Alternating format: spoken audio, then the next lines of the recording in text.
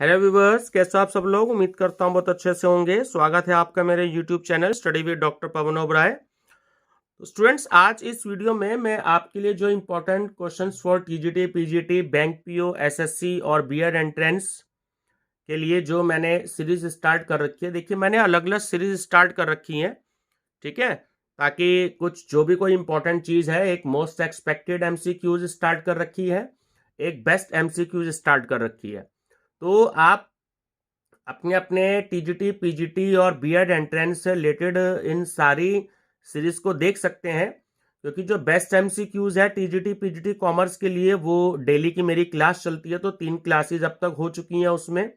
और ये वाली जो important MCQs for TGT, PGT, bank PO, SSC और बीएड एंट्रेंस की चल रही है, ये आपका पार्ट नंबर 4 आज चल रहा है, ठीक है। ये एग्जाम्स में आए हुए क्वेश्चंस मैं आज आपके लिए लेके आया हूं, ठीक है स्टूडेंट्स। चलिए डिस्कस करते हैं। जैसे कि आप ईयर देख रहे हैं कि ऑफलाइन परीक्षा इसमें 2006 से 2015 के भी आए हुए क्वेश्चन हैं, और ऑनलाइन परीक्षा प्रश्न जो है वो 2017-18 में भी आए हुए हैं, ठीक है। बहुत ही इंपॉर्टेंट क्वेश्चंस हैं। नॉर्मली ये क्वेश्चन जो दूसरी जो बुक्स होती है उसमें बहुत ही कम मिलते हैं, क्योंकि जो टीजीटी, पीजीटी की जो और बुक्स आती हैं या और किसी पब्लिकेशंस की आती हैं, तो बहुत थोड़े थोड़े क्वेश्चंस होते हैं। इसमें सिर्फ एग्जाम में आए हुए क्वेश्चंस जो आपको जिनकी तलाश रहती है वो सारे क्वेश्चंस हैं, ठीक है। ये लगभग 700 प्लस में क्वेश्चंस मेरे पास में अवेलेबल हैं विद एक्सप्लेनेशन, ठीक है। चलिए, ईयर भी मेंशन है इसमें और एग्जाम भी मेंशन है कि किस किस एग्जाम में ये आए हुए हैं और कौन सी शिफ्ट में आए हुए हैं। चलिए व्यूअर्स, डिस्कस करते हैं। क्वेश्चन नंबर 1 है कि नव मल्थ्यूसियंस सिद्धांत निम्नलिखित में से किससे संबंधित है, ठीक है। तो ऑप्शन नंबर सी करेक्ट है कि ये संसाधन की कमी से रिलेटेड है, ठीक है। क्वेश्चन नंबर 2 कि अनिवार्य बचत का संबंध किससे है। तो अनिवार्य बचत का जो संबंध है वो है ऑप्शन नंबर सी की कीमतों में बढ़ोतरी के परिणाम स्वरूप खपत की कमी, ठीक है। क्वेश्चन नंबर है 3 कि किसी उद्यमी द्वारा विज्ञापन तथा जनसंपर्क पर किया गया खर्च उसके किस प्रकार के व्यय का हिस्सा है। तो ऑप्शन सी करेक्ट है कि मध्यवर्तीय उपयोग, ठीक है। क्वेश्चन नंबर है आपका 4। देखिए एक्सप्लेनेशन आपके सामने है, तो अगर किसी भी स्टूडेंट्स को अगर एक्सप्लेनेशन देखनी है तो वो एक्सप्लेनेशन उसमें देख सकते हैं, ठीक है। क्वेश्चन नंबर है 4 कि किस प्रणाली में सरकार यह निर्णय लेती है कि समाज की आवश्यकताओं के अनुसार भिन्न वस्तुओं का उत्पादन किया जाए। तो क्योंकि समाज की आवश्यकताओं के अनुसार है, तो इसलिए आपका ऑप्शन नंबर भी यही है, ऑप्शन नंबर ए समाजवादी। क्वेश्चन नंबर 5 कि भारत में योजनाबद्ध अर्थव्यवस्था किस पद्धति पर आधारित है। तो देखिए ऑप्शन नंबर डी करेक्ट है कि भारत में योजनाबद्ध अर्थव्यवस्था जो है वो समाजवादी व्यवस्था पर आधारित है, ठीक है। क्वेश्चन नंबर है आपका 6 कि निम्नलिखित में से कौन सा भारतीय बैंक भारत में 1 लाख करोड़ रुपए के बाजार पूंजीकरण तक पहुंचने वाला पहला बैंक बना। व्यूवर्स, ये बहुत ही इंपॉर्टेंट क्वेश्चन है और कई कंपटीशन में आया हुआ है। तो ऑप्शन नंबर ए, ठीक है।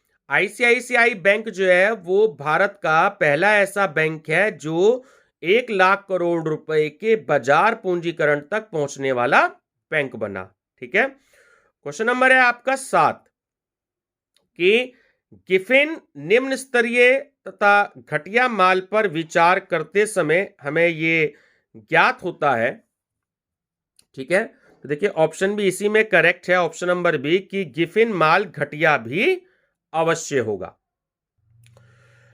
क्वेश्चन नंबर 8 है कि बिना बीमा योग्य अथवा अनिश्चितता जोखिम है। तो ऑप्शन नंबर डी करेक्ट है कि प्रचलन यानी कि फैशन में परिवर्तन, ठीक है। क्वेश्चन नंबर 9 कि निम्नलिखित में से क्या उपभोक्ता अर्ध टिकाऊ वस्तुएं हैं। तो ऑप्शन नंबर सी करेक्ट है, खाद्यान्न और अन्य खाद्य उत्पाद, ठीक है। क्वेश्चन नंबर है आपका 10 कि फसल कर्ज के लिए भारत को अदा किया गया ब्याज है, कौन सा है। ऑप्शन नंबर सी करेक्ट है कि उपादान अदायगी। क्वेश्चन 11 है कि घटिया वस्तु के लिए मांग गिरती है जब, ऑप्शन बी, आय बढ़ती है। ठीक है, देखिए ये डायग्राम भी दे रखा है आपको, आप डायग्राम भी देख सकते हैं। क्वेश्चन नंबर 12 कि यदि किसी माल की मांग की ऋणात्मक आय लोच है और धनात्मक मूल्य लोच है तो वह कैसा माल है? तो ऑप्शन नंबर ए करेक्ट है कि वो निम्न स्तरीय माल होगा। ठीक है, क्वेश्चन नंबर है आपका 13 कि औसत परिवर्ती लागत वक्र फिल द ब्लैंक आकार के होते हैं। तो ऑप्शन नंबर ए करेक्ट है यू। क्वेश्चन नंबर 14 कि निम्नलिखित में से किस प्रकार के बाजार में एक व्यवसाय संघ कीमतों को नियंत्रित करने में असमर्थ रहता है? तो ऑप्शन नंबर डी, पूर्ण स्पर्धा। ठीक है, क्वेश्चन नंबर 15 कि किस नियम में यह कहा गया है कि लगातार स्वाद एवं वरीयताओं के साथ साथ जैसे जैसे आय बढ़ती है भोज्य पदार्थों पर खर्च आय का अनुपात कम होता जाता है? तो ऑप्शन नंबर डी करेक्ट है, एंजिल नियम। ठीक है, बहुत इंपॉर्टेंट है, कई बार आया हुआ है। क्वेश्चन नंबर 16 कि निम्नलिखित में से लॉरेंज वक्र क्या दर्शाता है? ऑप्शन नंबर डी, आय वितरण। क्वेश्चन नंबर 17 कि वे वस्तुएं जो या तो उपभोग या निवेश के लिए निर्धारित हैं क्या कहलाती हैं? ठीक है, तो देखिए ऑप्शन नंबर बी करेक्ट है इसमें, अंत्य वस्तुएं। क्वेश्चन 18 कि निम्नलिखित में से कौन सा वर्गीकरण कच्ची सामग्री के आधार पर उद्योगों का वर्गीकरण है? तो ऑप्शन नंबर डी करेक्ट है, कृषि आधारित और खनिज आधारित। ठीक है, चलिए क्वेश्चन नंबर है आपका 19 कि निम्नलिखित में से किनसे क्रेडिट के निबंधन बनते हैं? ठीक है, तो ऑप्शन नंबर डी करेक्ट है कि फर्स्ट सेकंड थर्ड ये सभी जो ब्याज दर है, जो समपार्श्विक है और जो दस्तावेज की आवश्यकता है। ठीक है, तो तीनों ही चाहिए इसमें। क्वेश्चन नंबर है आपका 20 कि यदि कोई देश उपभोक्ता वस्तुओं को छोड़कर और कोई उत्पादन नहीं करता है, ठीक है, तो ऑप्शन नंबर सी करेक्ट है उसमें कि वह शीघ्र ही गरीब बन जाएगा यदि उसका विदेशी व्यापार नहीं होगा। क्वेश्चन 21 कि निम्नलिखित में से कौन सा नए आर्थिक सुधारों का अंग नहीं है? क्या है? ऑप्शन नंबर डी, केंद्रीयकरण। ठीक है, क्वेश्चन नंबर है आपका 22 कि विश्वव्यापी महान मंदी किस वर्ष आई? ठीक है, ऑप्शन नंबर बी करेक्ट है। ये क्वेश्चन भी बहुत बार पूछा गया है, ठीक है ना, सन 1929 में। क्वेश्चन नंबर है आपका 23 कि अत्यधिक मंदी किस काल में आई? तो ऑप्शन नंबर बी आपका करेक्ट है कि वर्ष 1929 से लेकर के वर्ष 1934 में। ठीक है, क्वेश्चन 24 भारत के भुगतान संतुलन को किसके द्वारा ठीक किया जा सकता है? ऑप्शन डी देखिए, तीनों ही बातें सही है कि मुद्रा अवमूल्यन और प्रबल निर्यात संवर्धन और आयात प्रतिस्थापन। ठीक है, सही आंसर है ऑप्शन नंबर डी, उपयुक्त सभी। क्वेश्चन नंबर 25 कि मुद्रा के अवमूल्यन का परिणाम क्या होता है? तो ऑप्शन नंबर ए करेक्ट है कि निर्यात में वृद्धि और भुगतान संतुलन में सुधार। क्वेश्चन नंबर 26 निम्नलिखित में से कौन सा प्रत्यक्ष कर है? ऑप्शन नंबर सी, धन कर। ठीक है, क्वेश्चन नंबर 27 निम्नलिखित में से किस कर की वसूली केंद्रीय सरकार द्वारा नहीं की जाती? तो ऑप्शन नंबर सी आपका करेक्ट है, जो व्यवसायिक कर होता है वो केंद्रीय सरकार द्वारा वसूल नहीं किया जा सकता। क्वेश्चन नंबर 28 कि भारत सरकार का सबसे अधिक राजस्व अर्जित करने वाला एकमात्र स्रोत क्या है? प्रत्यक्ष कर, ऑप्शन ए। क्वेश्चन 29 निम्नलिखित में से कौन सा कर प्रत्यक्ष कर है जो डायरेक्ट टैक्स है? वो है आपका ऑप्शन नंबर सी, आयकर, इनकम टैक्स। क्वेश्चन 30 बिक्री कर का उदाहरण है? ऑप्शन सी, बिक्री कर उदाहरण है किसका? अप्रत्यक्ष कर का, ऑप्शन सी इनडायरेक्ट टैक्स का। क्वेश्चन 31, फिल द ब्लैंक के घाटे को विदेशों से प्राप्त निवल पूंजी प्रवाह से वित्त पोषित किया जाता है, इस प्रकार पूंजी खाता आधिक्य से। तो ऑप्शन नंबर ए करेक्ट है, चालू लेखा। ठीक है, चलिए क्वेश्चन नंबर है आपका 32,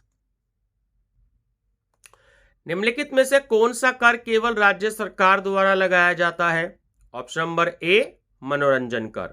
क्वेश्चन 33, निम्नलिखित में से कौन एक उत्पादन का कारक है? ऑप्शन नंबर डी, जो भूमि है वो भी है, जो श्रम है वो भी है, और जो भौतिक पूंजी है वो भी है। ठीक है, ऑप्शन नंबर डी करेक्ट है, फर्स्ट, सेकंड और थर्ड। क्वेश्चन नंबर 34, कि उत्पादन के कारक कितने होते हैं? Option B. ठीक है, जो फैक्टर्स ऑफ प्रोडक्शन होते हैं वो 4 ही होते हैं, भूमि होता है, श्रम होता है, पूंजी होती है और उद्यम।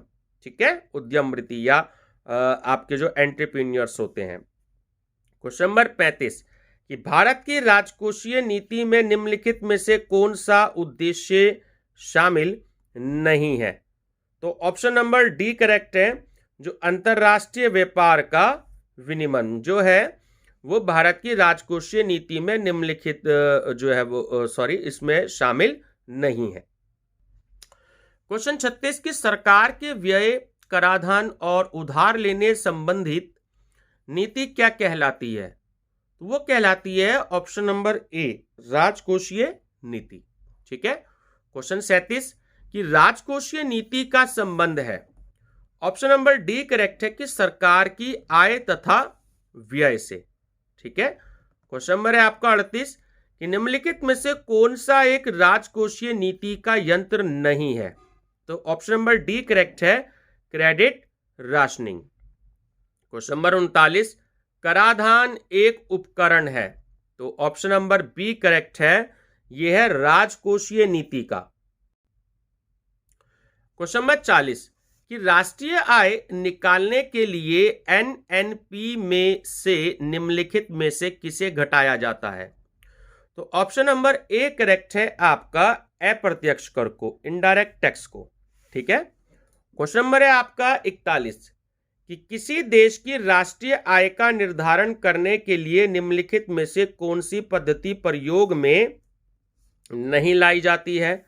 तो ऑप्शन नंबर डी करेक्ट है, निवेश पद्धति। ठीक है, क्वेश्चन नंबर 42, कि निम्नलिखित में से कौन सा निजी कॉर्पोरेट क्षेत्र की बचत को दर्शाता है? ऑप्शन नंबर ए करेक्ट है, अवितरित लाभ। ठीक है, जो अवितरित लाभ है हम उसको इंग्लिश में कहते हैं अनडिस्ट्रीब्यूटेड प्रॉफिट। ठीक है, ये निजी कॉर्पोरेट क्षेत्र की एक बचत होती है, यह निजी या सरकारी स्वामित्व के फर्मों द्वारा अर्जित लाभ होता है। ठीक है, जिसका वितरण उत्पादन के कारकों के बीच नहीं होता। क्वेश्चन 43, की आय विधि से राष्ट्रीय आय का आकलन करते समय निम्न में से किसको शामिल नहीं किया जाता? तो ऑप्शन नंबर सी करेक्ट है, पेंशन। ठीक है, क्वेश्चन नंबर 44, कि राष्ट्रीय आय क्या है? तो इसमें आपका ऑप्शन नंबर ए करेक्ट है ना, कि यह एक वर्ष में किसी देश में उत्पादित सभी वस्तुओं तथा सेवाओं का धन मूल्य है। क्वेश्चन नंबर 45, कि प्रति व्यक्ति आय, देखिए इसमें जो है कोई भी आंसर जो है वो ठीक नहीं है, ये आपको चारों ऑप्शन दे रखे हैं।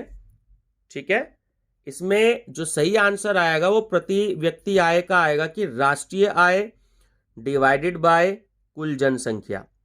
ठीक है, इक्वल टू निवल राष्ट्रीय उत्पाद कुल जनसंख्या। देखिए ये इसका सही आंसर है। ठीक है, क्वेश्चन नंबर 46, कि प्रति व्यक्ति आय बराबर होती है। ठीक है, इसका भी देखिए आंसर नहीं दे रखा सही, ये जो चारों पार्ट हैं ऊपर वाला ही जो इसका करेक्ट आंसर आएगा 45 वाला। क्वेश्चन नंबर 47, कि व्यक्तिगत प्रयोज्य आय से क्या अभिप्राय है? तो ऑप्शन नंबर सी करेक्ट है, कि व्यक्तिगत आय माइनस प्रत्यक्ष आय। ठीक है, क्वेश्चन नंबर 48, की व्यक्तिगत प्रयोज्य आय होती है। तो इसमें आपका ऑप्शन नंबर डी करेक्ट है, कि व्यक्तिगत आय और प्रत्यक्ष करों के अंतर के बराबर। ठीक है, देखिए इसकी डिटेल एक्सप्लेनेशन जो है वो नीचे दे रखी है। क्वेश्चन 49 की देश की आर्थिक प्रगति का निर्धारण किसके आधार पर किया जाता है? तो ऑप्शन नंबर ए करेक्ट है कि देश की प्रति व्यक्ति आय में वृद्धि, ठीक है, इसके आधार पर ही किया जाता है। क्वेश्चन नंबर 50 की विदेशों में काम कर रहे भारतीयों की आय है। ऑप्शन नंबर सी कि भारत के निवल देशीय उत्पाद का अंश, ठीक है। क्वेश्चन नंबर 51 कि किसी व्यक्ति के वास्तविक जीवन स्तर का आकलन किया जा सकता है। तो ऑप्शन नंबर सी करेक्ट है कि प्रति व्यक्ति आय के द्वारा, ठीक है। देखिए नीचे इसकी भी डिटेल एक्सप्लेनेशन है, आप उसको स्टडी कर सकते हैं। क्वेश्चन 52 कि निम्नलिखित में से कौन सा या कौन से समीकरण सही नहीं है? देखिए ऑप्शन नंबर बी जो है वो सही है कि इसमें जो पॉइंट नंबर 3 दे रखा है वो सही नहीं है कि NDP equal to GNP minus अवमूल्यन, ठीक है। क्वेश्चन नंबर 53 आर्थिक वृद्धि किससे संबंधित है? तो ऑप्शन नंबर डी कि किसी अर्थव्यवस्था में कुछ अवधि तक प्रति व्यक्ति वास्तविक आय की निरंतर वृद्धि, ठीक है। क्वेश्चन नंबर 54 की आय और उपभोग में किस प्रकार का संबंध है? देखिए प्रत्यक्ष संबंध होता है, ठीक है, आय और उपभोग में। क्वेश्चन नंबर 55 की जब आय बढ़ती है तो खपत भी किस अनुपात में बढ़ जाती है? ठीक है, तो ऑप्शन नंबर बी करेक्ट है, कम अनुपात में। क्वेश्चन नंबर 56 कि सामूहिक खपत से तात्पर्य है? तो ऑप्शन नंबर डी करेक्ट है, देश के नागरिक द्वारा की गई खपत। क्वेश्चन नंबर 57 कि राष्ट्रीय आय किससे निर्मित होती है? तो ऑप्शन नंबर डी किसी उत्पादक गतिविधि द्वारा, ठीक है। क्वेश्चन नंबर है आपका 58 कि किसी निश्चित समय अवधि में किसी देश में उत्पादित वस्तुओं और सेवाओं के कुल मूल्य को क्या कहते हैं? जाहिर सी बात है ऑप्शन नंबर बी राष्ट्रीय आय, ठीक है। क्वेश्चन नंबर 59 कि सकल राष्ट्रीय उत्पाद माइनस मूल्य ह्रास इक्वल टू, तो क्या होगा? ऑप्शन नंबर सी निवल राष्ट्रीय उत्पाद। क्वेश्चन 60 कि जीएनपी माइनस राशन अवमूल्यन, ठीक है, इक्वल टू, तो ऑप्शन सी करेक्ट है एनएनपी। क्वेश्चन नंबर 61 कि सकल राष्ट्रीय उत्पाद का मूल्यांकन कैसे किया जाता है? तो option number A NNP equal to GNP minus मूल्य ह्रास, ठीक है। क्वेश्चन नंबर 62 राष्ट्रीय आय क्या होती है?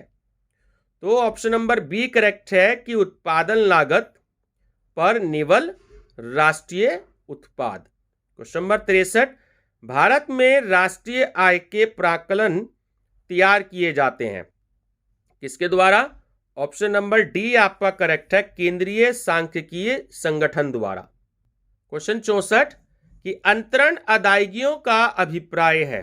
तो ऑप्शन नंबर ए करेक्ट है, जो अंतरण अदायगी होती हैं वो होती हैं ऑप्शन नंबर ए पेंशन, बेरोजगारी राहत आदि के रूप में जनसाधारण द्वारा प्राप्त किए गए हित लाभ, ठीक है। क्वेश्चन नंबर 65 कि निम्नलिखित में से कौन सा राष्ट्रीय आय का अंग नहीं है? तो ऑप्शन नंबर बी अंतरण भुगतान जो होता है वो राष्ट्रीय आय का अंग नहीं होता, ठीक है। क्वेश्चन नंबर 66 किसने कहा है कि ब्याज उपभोग स्थगन का पुरस्कार है? देखिए ये जो एग्जाम में आया हुआ है ये इसमें चारों ही ऑप्शन गलत है, ठीक है। तो इसमें एक्चुअली ये जो Keynes, Marshall, Malthus, David Ricardo ये चारों ही नहीं है, क्योंकि ब्याज का जो उपभोग स्थगन सिद्धांत था उसको सबसे पहले जो था वो प्रसिद्ध अर्थशास्त्री जो सीनियर थे उन्होंने प्रतिपादित किया था, जबकि इस संदर्भ में मार्शल ने शब्द स्थगन के बदले प्रतीक्षा शब्द का प्रयोग किया था, ठीक है। तो आप इसे करेक्ट कर सकते हैं और चाहें तो किसी बुक से भी अपना डिटेल स्टडी कर सकते हैं। क्वेश्चन नंबर 67 कि निम्नलिखित में से कौन सा माल एवं सेवाओं पर निवेश व्यय नहीं है? तो ऑप्शन सी करेक्ट है, कि कंपनी के मुख्य संयंत्र का विस्तार। क्वेश्चन 68 कि किसी परिवार द्वारा अपने निजी उपयोग के लिए मक्खन घी तैयार करना किसका भाग है?